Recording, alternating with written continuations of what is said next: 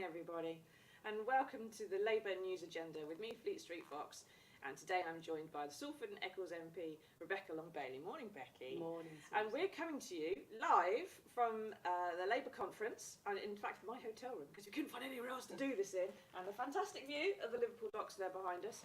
Now, this is the People's Paper Review, so get into the comments, ask us your questions. We're going to do our best to answer them for you. And we're going to be talking today about Amiras' front page, which has, if we can just quickly flash it up for you, the Mirror splashed on millionaire footballer Gary Neville saying, "I don't need a tax cut, thank you very much." And this comes off the Tory budget, which wasn't a budget because they didn't want the analysis a budget gets, but it gave 500,000 people earning more than £155,000 a tax break of 10 grand each. But they did this, Becky, at the expense of millions of ordinary people who didn't get so much at all. And even if you want to leave, and the Tories might, leave the morality of that to one side, it's electoral suicide, isn't it? To not do stuff for the most people who are going to have the most votes, surely. Yeah, I mean, it was absolutely staggering. It was a budget for investment bankers and extremely wealthy people, quite frankly, and it won't do anything to grow the economy. And what was quite interesting was that we all know that this so-called trickle-down economic doctrine that Liz Truss is following doesn't work. But they know that as well, and what normally happens in a budget is the Office for Budget Responsibility does an independent review and forecast of the implications of that budget. The government refused to let them do that last week, so they know how bad this is, and obviously we're seeing that this week in the drop of the pound, but that's going to have huge effects on people's lives who are struggling, who can't pay their bills, can't afford to buy food, and are going to get really, really angry as the winter goes on. What makes things worse is when the dollar and the pound are too close to each other, it means that we have to pay more for everything that's priced in dollars. So oil and gas, a lot of it, it just pushes the prices even higher. It's one of the maddest things they could possibly have done in this situation. It is, and it wasn't to help with the cost of living crisis. If they wanted to help with the cost of living crisis, they would have provided people who were struggling with the support they needed. They would have increased benefits and pensions in line with inflation, so people had enough to live on. They would have invested a lot more into industrial strategy to actually create jobs, boost the economy and bolster kind of growth overall. And they would have looked at more pragmatic options in terms of tackling the energy crisis, because it's not just a crisis of prices at the moment. The energy market's been volatile for an extremely long period of time, and that's because of the way it's structured and the way it was privatised 40 years ago. And other countries like France, for example, have completely renationalised their energy sector and kept their bills at 4%, whereas we're seeing astronomical bills at the moment. So it's not even a question of left or right politics. They fail to look at the pragmatic solutions that other countries are adopting to keep costs down for people, because they're basically pursuing the interests of a select few. Yeah, that's one of the fundamental things I don't understand. That they've been in power for so long that they seem so bad at using power and knowing where the levers are and actually getting things done. But that's where we are. Let us know your comments. What do you think about the Tory budget? What do you think about Gary Neville chucking his oar in? Do you think he's got a right to speak about it? Do you think he should be paying more tax? Let us know. Get into the comments. But one of the things that always happens when you get a change of leadership, or a change of prime minister even, is there's always a poll bounce afterwards. That when there's a new one in for a week or a few weeks, there's always a happy kind of, oh, you know, it's news, just landed in the job, hey, they give him a chance kind of thing. And Liz Truss said during the leadership election, I'm going to hit the ground on day one. And she has, hasn't she? She's gone face first. Can you remember someone who's just started a job and it's gone that badly in the first few weeks? No, I mean it's bonkers what's happened over the last few weeks. It really is, and how they're going to pull themselves back from this precipice is difficult to see. I'm sure that they've had to kind of repay favours from leadership campaigns and things like that, and a lot of this budget will have been about that. I've got no doubt about it. But over the next 6 months, if they're going to win the next general election, they're really going to have to change course. You would think. You would think. But I don't know if they know quite that's what they need to do. Now, there's a poll out that's come out in the last sort of 24 hours from Savannah Comrades, which says that if there was a general election tomorrow, Labour would win a 56-seat majority, which is pretty astonishing. But my dad dropped me off at the rail station on my way up here, and they said Labour's got no chance of winning elections, and no one's voting for them or anything like that at the moment. But my parents read the Daily Mail. Yeah. They don't read the Daily Mirror. So if you don't know about the polls, you don't know that things perhaps are changing, you may be a bit behind the curve. But does that mean, is Labour within a sniff of power now? Definitely, I think it's really positive. I don't think we should be reliant on polls because they're just a prediction of what might happen rather than what will actually happen, and it's a long way to the next general election. And one kind of note of caution that I would, issue to our leadership, I suppose, is that don't just assume that the Tories are going to mess up for the next couple of years, because they're very good at getting their act together and running a very good election campaign and, trying to kind of put out messages that they think will be popular and appeal to people. What we need to do now is start offering a vision and setting out our own radical policies, rather than just kind of hoping that we can wait until the last minute and then sail in. Because I think that would be suicidal for the Labour Party to assume that the Tories will be this bad for that long. Yeah. Well, one of the things which is being talked about a lot at conference at the moment, and there's going to be a bit of a row about it today, is the idea of proportional representation. So there are some motions coming through on the conference floor. The leadership seems to be pretty ambivalent about the whole thing. But interesting, in Gary Neville's piece in the paper in the interview today, he's talking about how society is basically like football is a microcosm of society, and that all the money and the power is being concentrated in the top, and it's not being redistributed lower down the chain. Now, if Labour comes into power, they've already said they'd redistribute some of the taxes and the wealth, but what are the chances of them redistributing power as well with something like PR? Because that's going to be a fight, isn't it? I think it's going to be an interesting discussion on the conference floor, and there's all sorts of opinions on this. I mean, I'm a little bit on the fence still on this in terms of kind of looking at how we could push. I agree that we need to change our electoral system because I don't think that it works in the interests of the majority of people. When you look at the number of people who voted Labour in the last few elections compared to the numbers who voted Tory and the number of seats that we actually got, it's not reflective. And it also makes people feel that they can't really vote for the party that represents them. They have to vote for the one that is the least worst in the seat that they're living in. And that's not really democratic, but at the same time, when you look at how PR works in other countries across the world, it creates quite volatile situations. So there's all different permutations of PR, and I think looking at the right one and examining them in detail is quite important before we rush into a fixed position on it. But in terms of how we democratise the economy, it's not about just PR. It's about how you democratise the workplace. How do you get workers on boards, for example, so they have a voice at the table and they can help shape how a company is run and how much the workers are paid. It's about how you democratise our public services, how you kind of bring water and energy and rail and mail back into public ownership, for example, so that the people have a right and a say in how those companies are run in their interests instead of in the interests of shareholders and people with extreme wealth. There are a whole range of ways that we can democratise the economy. Another thing is, common ownership or cooperatives. If you're setting up a new business, why don't you kind of look at all the options instead of the usual kind of like staple ways? Look at employee-owned businesses and things like that where people have more democracy. So it's not just about you vote in elections, it's about every aspect of our life where we need to see democracy, really. Yeah, well, that'd be interesting, wouldn't it? If we have something that comes through. Now, get into the comments, ask us your questions. What do you think about owning your own company? What do you think about proportional representation? Have you felt that your vote hasn't been worth anything in recent years? Do you think it should be worth a bit more? Let us know. Now, there's one other thing we need to talk about, I think we yesterday, so it's something that didn't appear in the paper, but it's available online. We're going to put a link in the comments so you can see it. And for the first time, I think, I can't remember another time that it's happened yesterday, conference heard nuclear test veterans, the survivors of Britain's radioactive experiments in the 1950s and 1960s.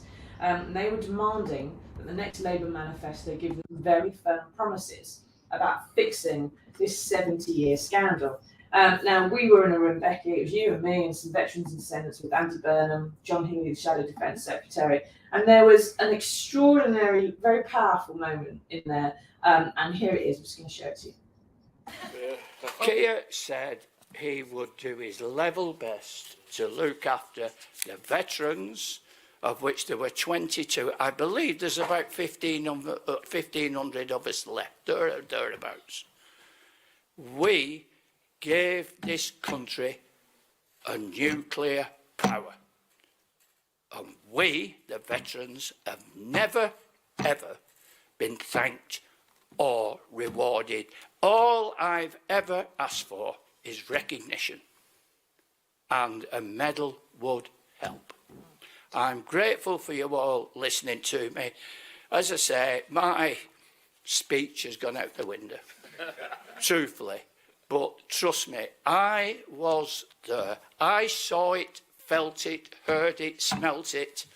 The heat from that bomb almost felt like it was boiling my body. And I'm convinced to this day that affected my metabolism and my genes. And I think Stephen possibly caught some problem from me. And I always blame the MOD. I've tried to get my medical records, and those medical records are not available properly. Thank you for listening.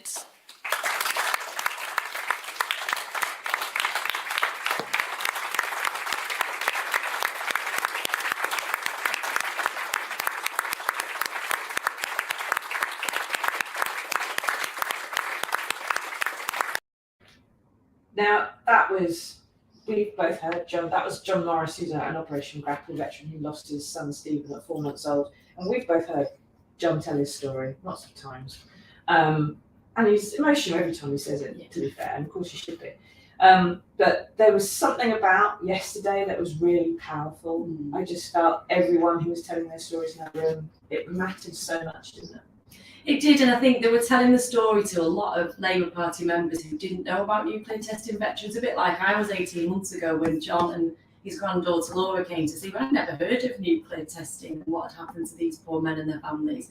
And when I heard the story that John told me, like he told yesterday, I was horrified. And myself and the office were horrified at first and then so angry, because we knew that for over 70 years, our own governments of all political stripes had denied that these men were put at risk, that they were experimented on, and that we're the only nuclear power in the world to not recognise the veterans, not offer compensation and not give them a medal and not look after their descendants and carry out research into the impact that these tests has had on their family lines. And I think the campaign yesterday opened the eyes to a lot of Labour members who will now go back to their constituencies and raise this issue. And hopefully that's what will happen up and down the country over the coming months, so that we can really get more momentum behind the campaign. I think it was being heard as well in that place. And the guys knew that some of the people in the room were the ones who were going to be setting Labour Party manifesto policies. And they knew it was important to have their word with them. And when they've got that kind of reaction from standing up and everything, makes a huge sense. I mean, Steve, who just commented there, who was one of the dissenters in the room, said that he was watching the people in the room while the rest of us were speaking. And he said he'd never seen such an engaged audience. And everyone was completely there. And fringe events, they are just people sitting in a room, talking and moan sometimes. But that was a different type of event. It felt to me. It felt like it was quite pivotal. It was going to change things. John Healey, the Shadow Defence Secretary, was far stronger than I was expecting him to be about the leadership's determination to get this fixed. Yeah. Do you think that that's where we're headed now? He's really good, John, and when we discussed this with him in the early days of the campaign, he was hugely supportive, so I've got no doubt that he'll back up the veterans when we get into power in the Labour government. But I think for a lot of veterans, they're probably at the back of their mind thinking, well, we've heard this all before. People make nice noises when they hear our story and they tell us how terrible it is, but we don't see any action really at the end of the day. And that's what we've got to change this time. And hopefully we'll see something before the next general election. That's why we need to keep the pressure on Liz Truss. Boris Johnson obviously met with veterans, he made them promises, and we want Liz Truss to honour those promises if she's going to have any credibility going forward. So we've really got to ramp up the campaign and not just hope that it's a Labour government that gets into power to sort this out. We need to see action before then, because I remember the event that we did not so long ago, there was a couple of veterans family members on the stage, and one lady said, you can't pin a medal on a gravestone. And a lot of these men, they're in their 80s now, and they want to see justice before they go on to heaven. Yeah, some of them aren't going to make it if we wait for the Labour government. You're right, something has to get sorted. But it's got to be said, Liz Truss is currently ignoring us. So if you're watching, Liz, do respond to the emails, and we'd love to talk to you. Otherwise, you'll hear from us in some other way. And it's important that the veterans they've got to be there and have their say. So fingers crossed that something's going to happen in the long run. Now we've got lots of other things that are happening at conference today. We've got talks about PR. We've got various fringe events that are happening, which Amiras is going to be streaming on these pages for you. So do keep an eye on what's happening there today. But there's also a little tiny bit of good news in the world, and we found it for you, and here it is.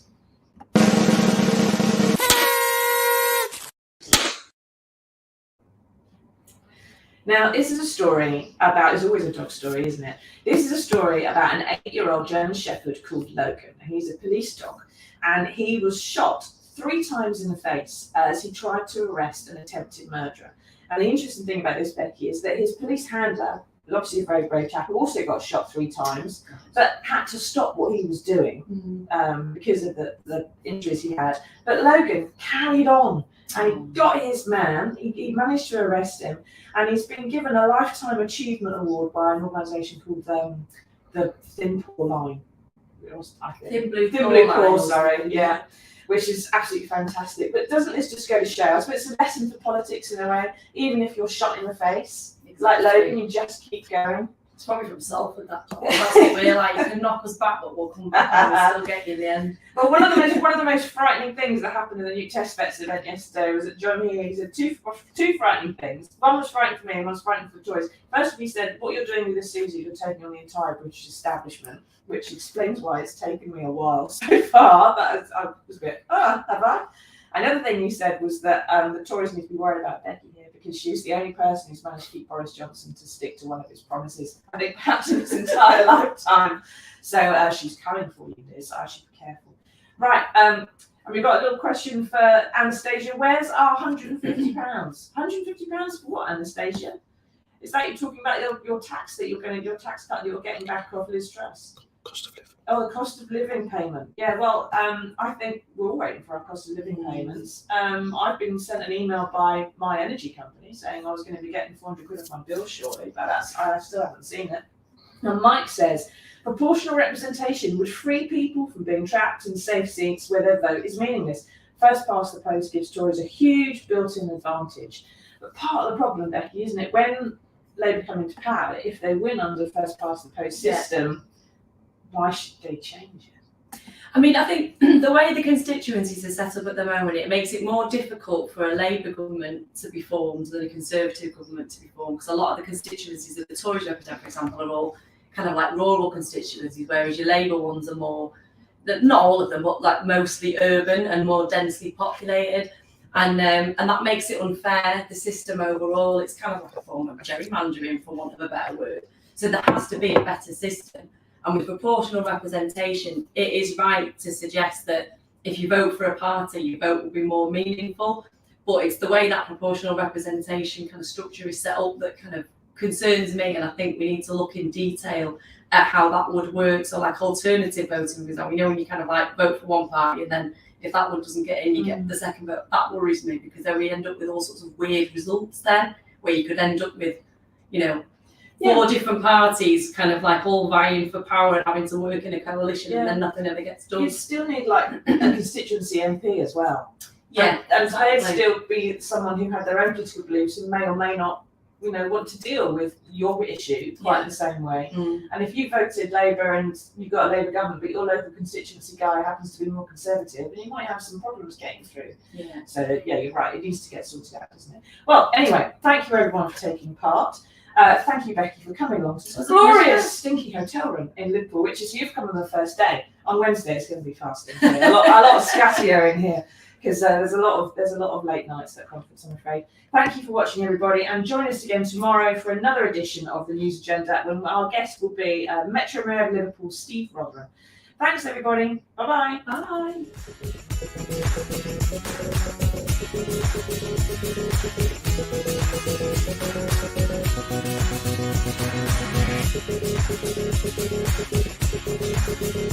Bye.